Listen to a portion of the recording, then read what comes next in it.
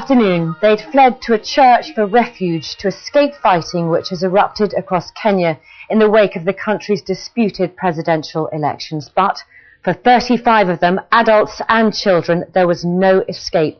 They died after the church they were sheltering in Eldoret was deliberately set on fire. Our correspondent Karen Allen has reached the scene and has just sent this report. You may find some of her description distressing. This is a scene of utter devastation. Just outside the church there are 2 bodies on the ground. The Red Cross is here collecting the bodies, taking them to the main mortuary. But this is the site of the church where it once stood. You can still smell and taste the smoke in the air. Over here is the door, the entranceway, which was initially barred. The attackers coming in with huge mattresses that they dragged in.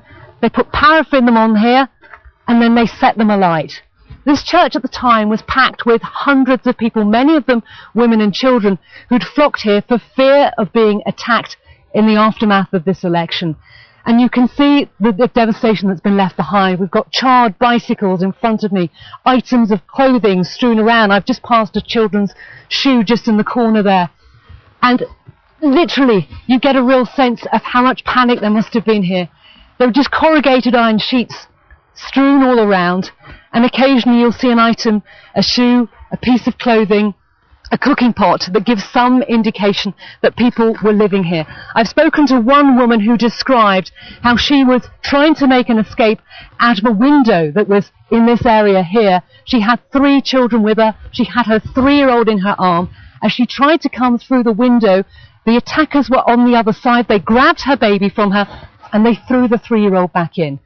The child died in the inferno that blazed behind here. Karen Allen reporting. Well, the death toll in the violence across Kenya now stands at over 300. 75,000 are reported to have fled their homes to escape the fighting. From Nairobi, Orla Guerin reports on the day's other developments.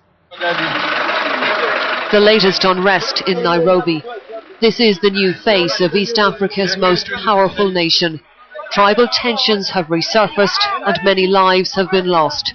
This is a very dangerous moment. The streets here tell the story of the recent unrest. For Kenya, the descent into chaos has been swift and frightening. All the more so because this is usually such a stable place.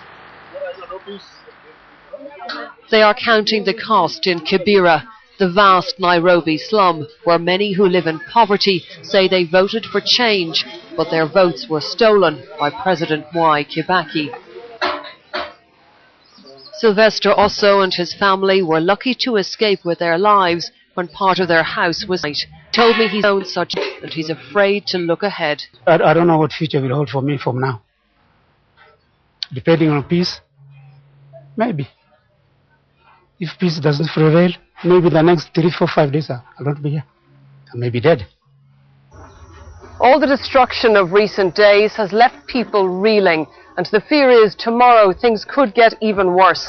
The opposition has called a mass rally in spite of a ban by the authorities, and many here have told us they are determined to attend.